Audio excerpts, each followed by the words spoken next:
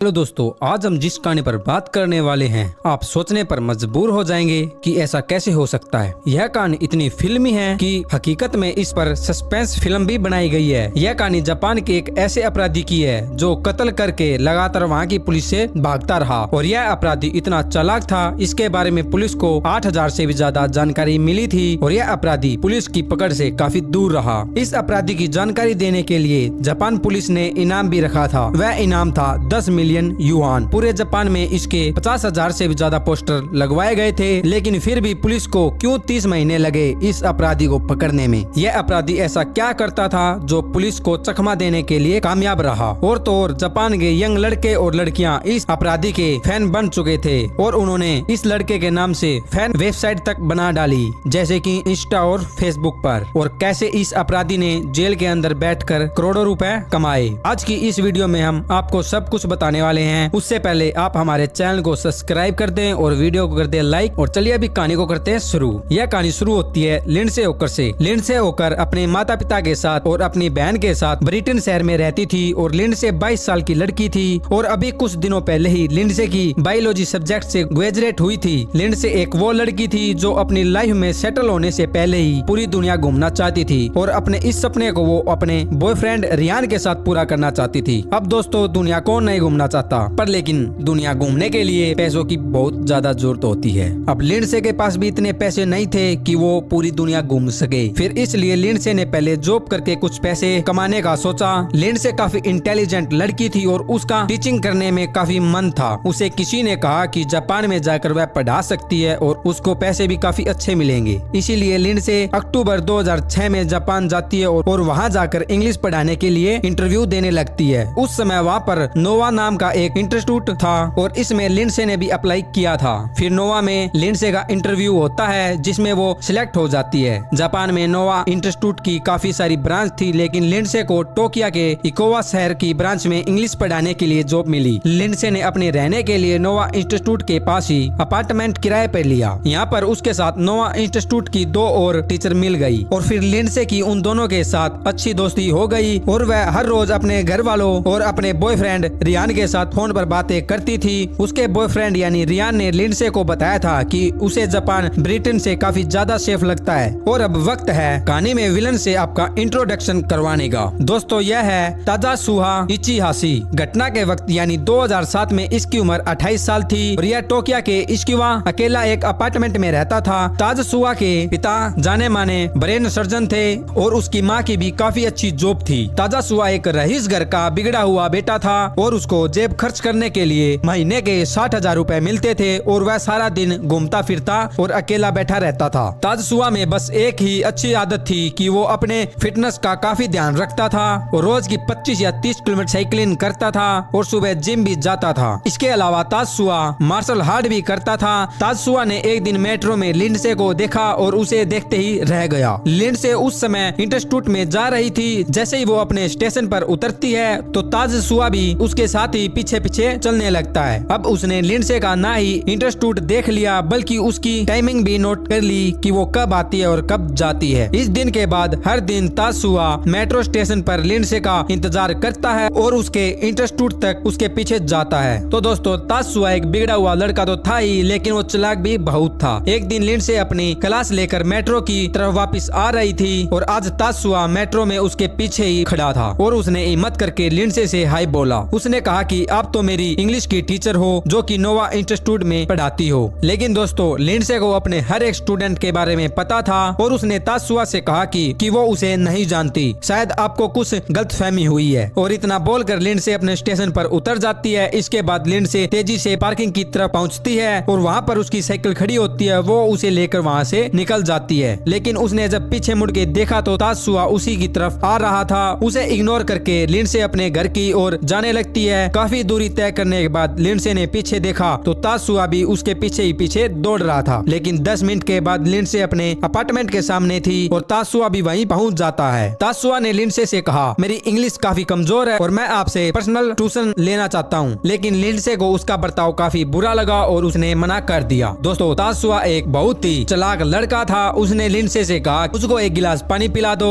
और फिर मैं यहाँ से चला जाऊंगा। और फिर लिंडसे को लगा कि अगर मैं इस लड़के को मेरे घर के अंदर बुलाकर अपनी रूममेट से मिलवा दूंगी तो इसको पता चल जाएगा कि मैं यहाँ पर अकेली नहीं रहती। लिंडसे तासुआ को बुलाकर अपने रूममेट से मिलवाती है और उसके लिए किचन में पानी लेने चली जाती है। इतने में तासुआ पेन और पेपर लेकर लिंडसे का एक स्केच बनाता है और उस पर अपना मोबाइल नंबर और ईमेल एड्रेस लिख देता है। पानी पीने के बाद तासुआ जब जाने लगता है तो लिंडसे उसे छोड़ने के लिए बाहर तक आती है। और दोस्तों वहाँ से जाने से पहले तासुआ अपनी आखिरी चाल चलता है। वो बोलता है कि अगर तुम मुझको इंग्लिश पढ़ाओगी तो मैं तुमको $15 दूंगा, पढ़ाने की जगह भी तुम ही डिसाइड कर लेना। और लिंडसे भी यहाँ पर अपने सपने को पूरा करने के लिए आई थी और उसने 1 घंटे के $15 मिलने का मौका भी काफी अच्छा मिल रहा था। लिंडसे ने तासुआ से कहा कि हम 25 मार्च से ही तुम्हारी क्लास शुरू कर देंगे, लेकिन क्लास कैफे में ही होगी। तासुआ ने कहा कि ठीक है। उसके वहाँ से जाने के बाद लिंडसे ने अपने बॉयफ्रेंड से यह सारी बातें बताई। उसने कहा कि तासुआ एक बेवकूफ लड़का है जिससे उसको डरने की कोई जरूरत नहीं है। 25 मार्च की सुबह लिंडसे कैफे पर पहुंच जाती है जहां पर तासुआ पहले से ही उसका इंतजार कर रहा होता है। लिंडसे ने उसे यहाँ बहुत अच्छे से पढ़ाया और तासुआ ने भी उसे सीरियस ही दिखाया कि वो इंग्लिश पढ़ने में काफी सीरियस है, लेकिन असल में तासुआ के मन में तो कुछ और ही चल रहा था। जब इनकी पहली क्लास खत्म हुई तो यह दोनों यहाँ से जाने के लिए उठने लगे, लेकिन तभी तासुआ ऐसा बिहेव करने लगा कि जैसे कि उसको अपना पर्स मिल ही नहीं रहा। तासुआ ने कहा कि शायद वो अपना पर्स घर भूल गया है। उसने लिंडसे से कहा कि यहाँ से मेरा घर थोड़ी ही दूरी पर है, अगर आप चाहो तो हम टैक्सी से मेरे घर तक चल सकते हैं और वहाँ पर मैं आपको आपकी फीस दे दूंगा। लिंडसे को जापान बहुत ही सेफ लग रहा था, लेकिन ऐसा अनजान आदमी पर भरोसा करना काफी बड़ी भूल थी। लिंडसे तासुआ के साथ उसके घर चली जाती है। इन्होंने कैफे के बाहर से ही टैक्सी बुक कर ली थी और थोड़ी ही देर में यह तासुआ के घर पहुँच जाते हैं। लिंडसे ने टैक्सी ड्राइवर को पैसे देकर बोला कि तुम मेरा यहीं पर इंतजार करना, मैं 5 मिनट में वापस आऊंगी। ऐसा बोलकर लिंडसे अंदर चली गई, लेकिन जब वो थोड़ी देर में वापस नहीं आई तो टैक्सी ड्राइवर वहाँ से चला गया। लिंडसे को ऐसा बिल्कुल भी एहसास नहीं था कि उसका यह दिन आखिरी दिन होगा। और दूसरी तरफ उसकी रूममेट रात के डिनर के लिए उसका इंतजार कर रही थी, लेकिन लिंडसे देर रात तक घर नहीं आती तो उन्होंने पुलिस को कॉल किया और पुलिस को बताया कि हमारी फ्रेंड लिंडसे अभी तक घर नहीं आई है। लेकिन पुलिस ने इस मामले को 1-2 दिनों तक ही लिंडसे को इधर उधर देखा और वो 2 दिनों तक अपने कोचिंग सेंटर भी नहीं गई थी। इसलिए नोवा इंस्टीट्यूट ने उसके घर वालों से पूछताछ की कि लिंडसे 2 दिन तक कहां पर है, वो अभी तक हमारे इंस्टीट्यूट पर पढ़ाने के लिए नहीं आई। लेकिन उसके घर वालों ने साफ साफ इनकार कर दिया कि यहाँ पर तो लिंडसे नहीं आई। लेकिन नोवा इंस्टीट्यूट वालों ने पुलिस को जानकारी दी कि लिंडसे 2 दिनों से मिल नहीं रही। लिंडसे के पिता भी अगले ही दिन जापान पहुँच जाते हैं और उन्हीं के साथ उसका बॉयफ्रेंड रियान भी जापान पहुँच जाता है। और फिर इधर जापान की पुलिस की आँख खुलती है और वो सबसे पहले लिंडसे के अपार्टमेंट में जाती है और वहाँ पर उनकी मुलाकात लिंडसे के 2 रूममेट से होती है। और फिर यह दोनों पुलिस को तासुआ के बारे में बताते हैं और साथ ही वो पुलिस को लिंडसे का एक स्केच भी दिखाती है जो कि तासुआ ने बनाया था। लेकिन तासुआ ने उस स्केच पर अपना मोबाइल नंबर और ईमेल एड्रेस लिख रखा था।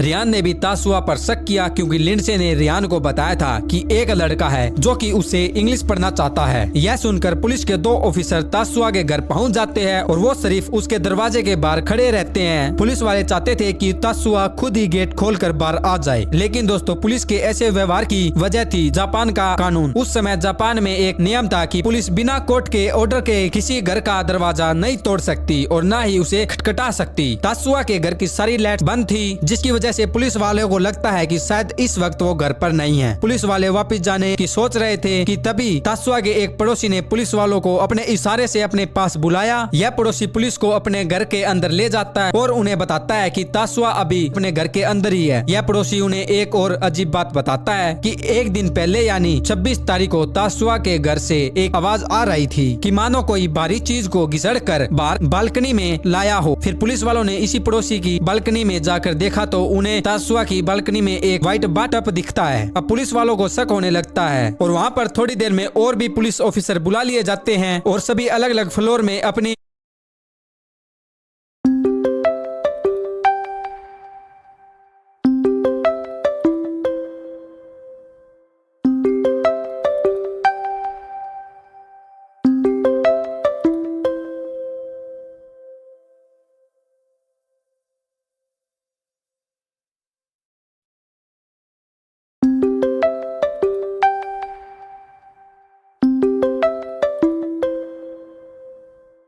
पोजीशन लेकर खड़े हो जाते हैं। पुलिस वाले आपसी में बातें कर रहे होते हैं कि तभी तासुआ ने अपने घर का मेन गेट खोला और घर से बाहर आ गया और उसने अपनी कमर पर एक बैग भी टांग रखा था और अपने पैरों में मोजे पहन रखे थे। इससे पहले कि पुलिस वाले उसे कुछ पूछताछ करते वह वहाँ से भागना शुरू कर देता है। दोस्तों, कहानी के शुरू में मैंने आपसे बताया था कि तासुआ एक फिटनेस बॉय था और वो दौड़कर भीड़ भाड़ वाले इलाके में पहुँच जाता है जहाँ पर वो आसानी से गायब हो गया। इधर पुलिस वाले तासुआ के घर की तलाशी शुरू कर देते हैं तो घर के अंदर उन्हें लिंडसे का बिखरा हुआ सामान मिलता है। इसके अलावा उन्हें वहाँ पर कुछ आर्टिफिशियल विग्स भी मिलते हैं। फिर पुलिस वाले बालकनी में जाते हैं। व्हाइट कलर का बाथटब रखा हुआ था और दोस्तों इस बाथटब को उसने मिट्टी से भर रखा था और जैसे ही पुलिस वालों ने उस बाथटब से मिट्टी को हटाना शुरू किया तो उन्हें रेत के अंदर एक इंसान का हाथ दिखता है। इसका मतलब तासुआ ने लिंडसे को मारकर इसके अंदर डाल दिया और ऊपर से इसमें मिट्टी डाल दी। उसने ऐसा शायद ही सोचा होगा कि ऐसा करने से लाश की बदबू रुक जाएगी। उसने लिंडसे को मारने के बाद उसके पूरे शरीर को सेव कर दिया था और लिंडसे के चेहरे पर गहरे चोट के निशान भी थे और साथ ही उसकी गर्दन की हड्डी टूटी हुई थी। पोस्टमार्टम रिपोर्ट से पता चलता है कि लिंडसे के साथ कई बार रेप किया गया था। जापान की पुलिस को लग रहा था कि वो तासुआ को 2 या 3 दिनों के अंदर ही उसे पकड़ लेगी, लेकिन दोस्तों उनको यह जरा भी अंदाजा नहीं था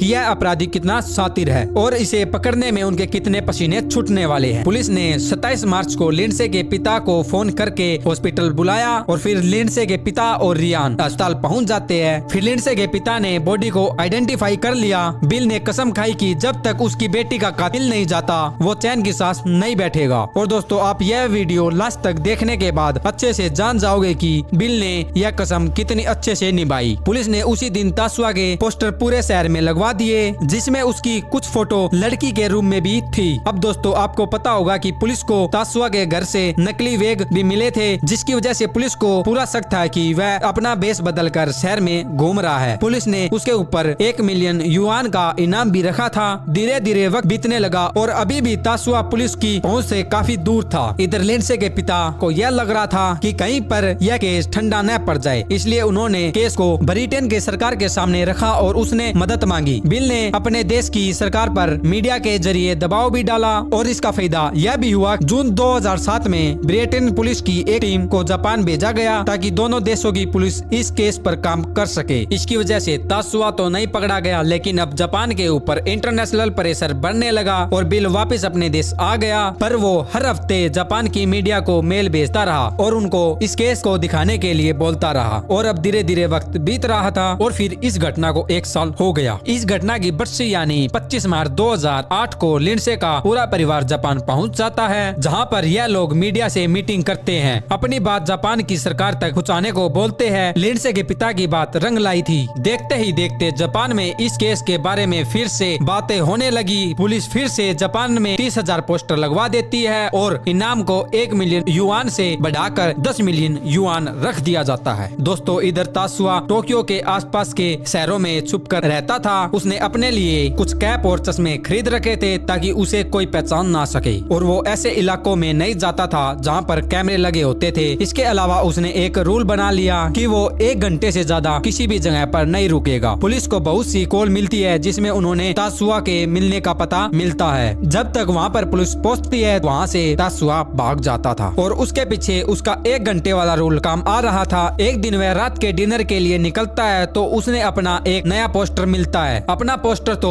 तासुआ ने कई बार देखा था, लेकिन आज पहली बार वो इतना डर गया था और उसके डर का कारण था उसके ऊपर रखी गई 10 मिलियन युआन राशि। उसे ये अच्छे से पता था कि इतनी रकम पाने के लिए लोग किसी भी हद तक चले जाएंगे और तासुआ को लगता था कि यह केस धीरे धीरे ठंडा पड़ जाएगा। जब उसने देखा कि पुलिस ने इनाम को 10 गुना बढ़ा दिया है तो वो काफी परेशान होने लगा। उसी रात वो कुछ खाए पिए वहाँ से चला जाता है। अपने रूम पर पहुंचकर तासुआ एक नया प्लान बनाने लगता है। वो चाहता था कि मेरा पुलिस से हमेशा हमेशा के लिए पीछा छूट जाए। उसके पास इतने पैसे तो नहीं थे कि वो देश छोड़कर भाग जाए, लेकिन फिर उसने कुछ ऐसा करने के लिए सोचा जिसकी कल्पना कोई सपने में भी नहीं कर सकता। उसने खुद से ही अपने चेहरे की प्लास्टिक सर्जरी करने का प्लान बनाया। उसने तभी एक पेपर कटर उठाया और एक शीशे के सामने जाकर बैठ गया और सबसे पहले उसने अपने चेहरे पर 2 तिलों को देखा, क्योंकि उसके पोस्टर में हर जगह यह लिखा होता था कि तासुआ के चेहरे पर 2 तिल है। हिम्मत करके तासुआ ने इन दोनों तिलों को कटर से काट देता है। इसके बाद वो अपने होठों को काट कर छोटा करना चाहता था। इसके लिए उसने एक कैंची उठाई और अपने ओठों को काटने लगा, लेकिन ऐसा करने में उसे इतना दर्द हुआ कि उसके हाथ से कैंची छूटकर नीचे गिर गई। आज वो किसी भी हाल में अपने चेहरे को बदलना चाहता था। उसने एक सुई धागा लिया और अपनी नाक के पास से खाल को ऊपर की तरफ उठाया और छिलने लगा। एक हफ्ते बाद उसने यह टाके अपने घर पर ही खुद ने ही काट लिए। उसके चेहरे में थोड़ा सा तो बदलाव आया, लेकिन फिर भी उसे अभी भी पहचाना जा सकता था। फिर वो सोचता है कि उसने किसी प्लास्टिक सर्जरी करने वाले के पास तो जाना ही पड़ेगा। कुछ महीने बाद तासुआ अपने चेहरे की सर्जरी करवा लेता है और अब उसने अपनी नाक को थोड़ा छोटा करवा लिया था और जापान के कानून के मुताबिक सर्जरी करने से पहले और बाद में फोटो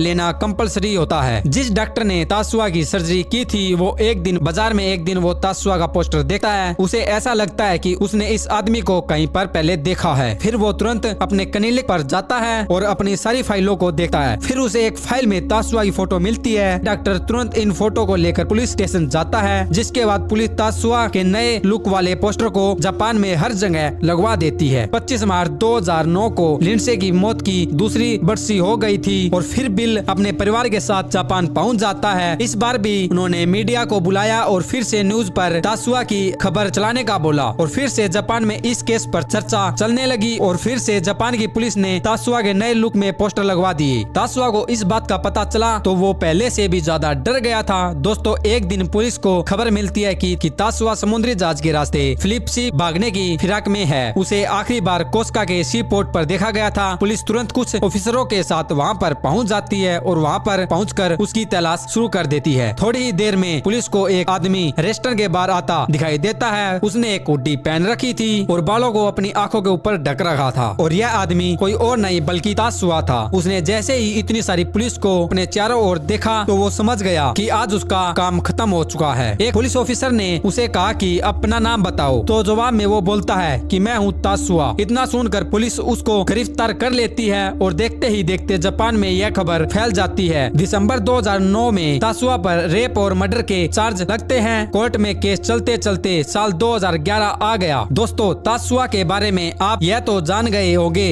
कि वो कितना चालाक था और फिर उसने जेल में बैठकर अपने ऊपर एक बुक लिखी जिसका नाम था बिफोर आई वॉज अरेस्टेड। इस बुक में उसने लिंडसे को मारने की बात को कबूल किया था, लेकिन इस बुक में उसने अपने 6 महीने की जर्नी के बारे में भी लिखा था और उसमें लिखा था कि इन 30 महीनों में उस पर क्या बीती और उसने क्या किया था पुलिस से बचने के लिए, जैसे खुद पर प्लास्टिक सर्जरी करना, बेस बदल कर मार्केट में घूमना और उसने ऐसे अनेकों काम किए थे जो कि आप सोच भी नहीं सकते और यह सब उसने अपनी बुक में भी लिखा था। और यह बुक की कॉपी जापान के साथ साथ ब्रिटेन में भी खूब बिकी। इसकी सेल करोड़ों में चली गई। तासुआ अच्छा दिखने के लिए यह सारा पैसा लिंडसे के परिवार को देने की मांग करता है। लिंडसे के पिता यह पैसा लेने से बिल्कुल साफ इनकार कर देते हैं। और दोस्तों, इस बुक की वजह से तासुआ रातों रात क्रिमिनल से हीरो बन गया था। जापान के यंग लड़के और लड़कियां इसे काफी ज्यादा पसंद करने लगे थे और तासुआ के नाम पर उन्होंने एक फैन वेबसाइट तक बना डाली। और तासुआ वहाँ के लोगों को एक कूल हैंडसम लड़का लग रहा था। लोग अब मांग करने लगे थे कि उसे फांसी की सजा न दी जाए। केस की सुनवाई के लिए लिंडसे के माता पिता एक बार फिर जापान पहुँचते हैं। उन्होंने जज से हाथ जोड़कर रिक्वेस्ट करी